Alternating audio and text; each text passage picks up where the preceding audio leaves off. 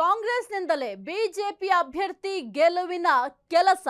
ಇನ್ನು ಬಿಜೆಪಿ ರಾಜ್ಯಾಧ್ಯಕ್ಷ B Y Vijayendra bomb ಅನ್ನ ಸಿಡಿಸಿದ್ದಾರೆ. ಕಾಂಗ್ರೆಸ್ನಿಂದಲೇ ಈಗ ಬಿಜೆಪಿ ಅಭ್ಯರ್ಥಿ ಗೆಲುವಿನ ಕೆಲಸ.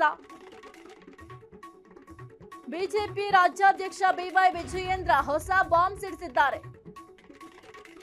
ಬಿಜೆಪಿ ಅಭ್ಯರ್ಥಿ ಗೆಲ್ಲಿ ಅಂತ ಕಾಂಗ್ರೆಸ್ನವರೇ ಕೆಲಸ ಮಾಡ್ತಾ ಇದ್ದಾರಂತೆ. ಭಾರಿ ಚರ್ಚೆಗೀಡಾದ ಬಿಎಸ್ವೈ ಪುತ್ರನ ಸ್ಟೇಟ್ಮೆಂಟ್. ಕಾಂಗ್ರೆಸ್ ಪಕ್ಷದ ಕೆಲ ನಾಯಕರು ಒಳಗೊಳಗೆ ಸಹಕಾರ ಕೊಡ್ತಾ ಇದ್ದಾರೆ. ನಾನು ಪ್ರಾಮಾಣಿಕವಾಗಿ ಹೇಳ್ತಾ ಇದ್ದೇನೆ, ಉಡಾಫೆಯಿಂದ ಹೇಳ್ತಾ ಇಲ್ಲ. ಕಾಂಗ್ರೆಸ್ ಪಕ್ಷದವರು ನಮಗೆ ಒಳಗೊಳಗೆ ಸಹಕಾರವನ್ನ ನೀಡ್ತಾ ಇದ್ದಾರೆ.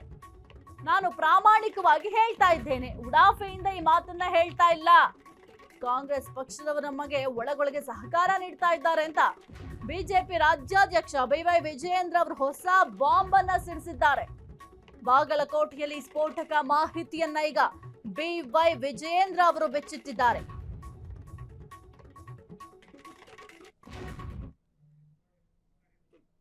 ಮುಖ್ಯಮಂತ್ರಿಗಳು 5 ದಿನ ಬಂದು ಇಲ್ಲೇ ಬಾಗಲಕೋಟೆನಲ್ಲಿ ವಾಸ್ತವ್ಯ ಹೂಡ್ತಾರೆ ಅಂತ ಹೇಳಿದ್ರೆ ಅವ್ರಿಗೆ ಎಲ್ಲೋ ಒಂದ್ ಕಡೆ ಮುನ್ಸೂಚನೆ ಈಗಾಗಲೇ ಇಂಟೆಲಿಜೆನ್ಸ್ ರಿಪೋರ್ಟ್ ಕೂಡ ಸಿಕ್ಕಿದೆ.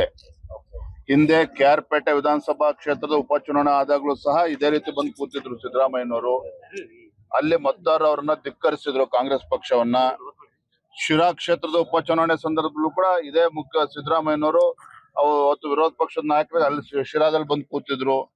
ಅಲ್ಲೂ ಕೂಡ ಅಹಿಂದ ಮತಗಳಿದ್ರು ಕೂಡ ಅವ್ರಿಗೆ ಆಶೀರ್ವಾದ ಮಾಡ್ಲಿಲ್ಲ.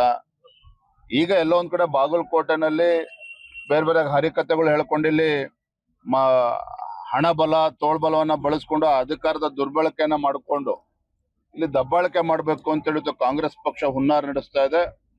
ಆದರೆ ಬಾಗಲಕೋಟೆಯ ಪ್ರಜ್ಞಾವಂತ ಮತದಾರರು ಈಗಾಗಲೇ ನಿರ್ಧಾರ ಮಾಡಿದ್ದಾರೆ.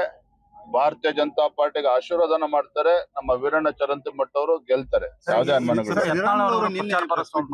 ಶ್ರೀರಾಮುಲು ನಿನ್ನೆ ಸುದ್ದಿಗೋಷ್ಠಿಯಲ್ಲಿ ಯತ್ನಾಳ್ ಬಗ್ಗೆ ಮಾತಾಡ್ತಾರೆ. ಪ್ರಚಾರಕ್ಕೆ ಅವರು ಕೂಡ ಬರ್ಲಿ, ನಮ್ಮ ಅಧ್ಯಕ್ಷರು ಕೂಡ ಯಾವುದೇ ರೀತಿ ಬೇಡ ಅನ್ನೋದಿಲ್ಲ. ಅವ್ರಿಗೂ ಭಾರತೀಯ ಜನತಾ ಪಾರ್ಟಿ ಅಭ್ಯರ್ಥಿನ ಗೆಲ್ಲಿಸ್ಬೇಕು ಅಂತೇಳಿ ಕಾಂಗ್ರೆಸ್ ಪಕ್ಷದವರು ಕೆಲಸ ಮಾಡ್ತಾ ಇದಾರೆ ಎರಡೂ ಕ್ಷೇತ್ರದಲ್ಲಿ. ನಾನು ಪ್ರಾಮಾಣಿಕವಾಗಿ ಹೇಳ್ತಾ ಇದ್ದೀನಿ. ನಾನು ಸುಮ್ನೆ ನಿಮ್ಗೆ ಹೇಳಕ್ಕೆ ಸುಮ್ನೆ ಉಡಾಫಿಯಾಗಿ ನಮ್ಮ ಮಾತನ್ನ ಹೇಳ್ತಿಲ್ಲ.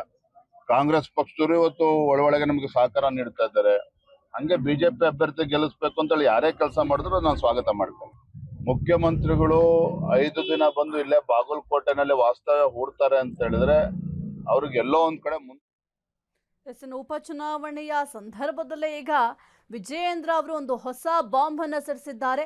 ನಮ್ಮ ಅಭ್ಯರ್ಥಿ ಗೆಲ್ಲಬೇಕು ಅಂತ ಈಗ ಕಾಂಗ್ರೆಸ್ನಲ್ಲೂ ಕೂಡ ಕೆಲಸವನ್ನ ಮಾಡ್ತಾ ಇದ್ದಾರೆ. ಅದೆಲ್ಲವನ್ನು ಕೂಡ ನಾನು ಸ್ವಾಗತ ಮಾಡ್ತೀನಿ. ಈ ಒಂದು ಮಾತನ್ನ ನಾನು ಉಡಾಫೆಯಿಂದ ಹೇಳ್ತಾ ಇಲ್ಲ. ಇದು ನಿಜಕ್ಕೂ ಕೂಡ ಈಗ ಬಿಜೆಪಿ ಅಭ್ಯರ್ಥಿ ಗೆಲ್ಲಲಿ ಅಂತ ಕಾಂಗ್ರೆಸ್ನವರು ಕೆಲಸ ಮಾಡ್ತಾ ಇದ್ದಾರೆ ಅಂತ ಸದ್ಯಕ್ಕೆ ಹೊಸ ಬಾಂಬ್ ಅನ್ನ ಸಿಡಿಸಿದ್ದಾರೆ.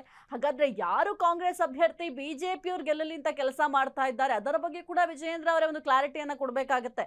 ಯಾಕಂತಂದ್ರೆ ಈಗ ಕಾಂಗ್ರೆಸ್ನವ್ರಿಗೂ ಕೂಡ ಸ್ವಲ್ಪ ಗೊಂದಲ ಇರುತ್ತೆ. ಯಾರು ನಮ್ಮ ಪಕ್ಷದ ಪರವಾಗಿ ಕೆಲಸ ಮಾಡೋದನ್ನ ಬಿಟ್ಟು ಈಗ ಬಿಜೆಪಿಯ ಪರವಾಗಿ ಕೆಲಸ ಮಾಡ್ತಾ ಇದ್ದಾರೆ ಅಂತ, ಅಥವಾ ಏನಾದ್ರೂ ಗಾಳಿಯಲ್ಲಿ ಗುಂಡಾರಿಸೋ ಕೆಲಸ ಕೂಡ ಮಾಡ್ತಾ ಇರಬಹುದು ಬಿವೈ ವಿಜಯೇಂದ್ರ ಅವರು. ಸದ್ಯಕ್ಕೆ ಈ ಒಂದು ಬಾಗಲಕೋಟೆ ಎಲೆಕ್ಷನ್ ಆಗಿರಬಹುದು ಅಥವಾ ದಾವಣಗೆರೆ ದಕ್ಷಿಣ ಬೈ ಎಲೆಕ್ಷನ್ ಆಗಿರಬಹುದು, ದಿನದಿಂದ ದಿನಕ್ಕೆ ರಂಗೇರ್ತಾ ಇದೆ. ಒಂದು ಕಡೆ ಕಾಂಗ್ರೆಸ್ ಪಾಳ್ಯದಲ್ಲೂ ಕೂಡ ಸಕಲ ರೀತಿಯಲ್ಲೂ ಕೂಡ ಸಿದ್ಧತೆಯನ್ನ ಮಾಡ್ಕೊಳ್ತಾ ಇದ್ದಾರೆ. ಅವರ ಅಭ್ಯರ್ಥಿಗಳೇನಿದ್ದಾರೆ ಅಭ್ಯರ್ಥಿಗಳ ಪರ ಬ್ಯಾಟ್ ಬೀಸ್ತಾ ಇದ್ದಾರೆ. ಜೊತೆಗೆ ಪ್ರಚಾರ ಕಾರ್ಯಗಳಲ್ಲೂ ಕೂಡ ನಿರತರಾಗಿದ್ದಾರೆ. ಇನ್ನು ಬಾಗಲಕೋಟೆ ಕ್ಷೇತ್ರದಲ್ಲೇ ಈಗ ಸಿದ್ದರಾಮಯ್ಯ ಅವರು ವಾಸ್ತವ್ಯವನ್ನು ಕೂಡ ಹೂಡಿದ್ದಾರೆ.